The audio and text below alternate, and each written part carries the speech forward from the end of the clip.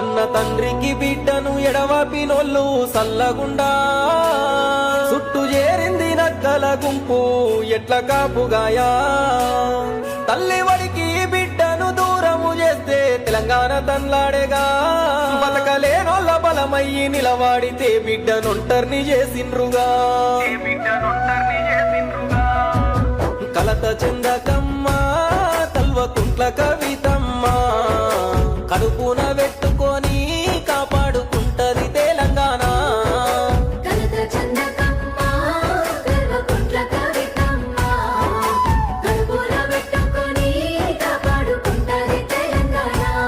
కన్న తండ్రికి బిడ్డను ఎడవాపినోళ్ళు సల్లగుండా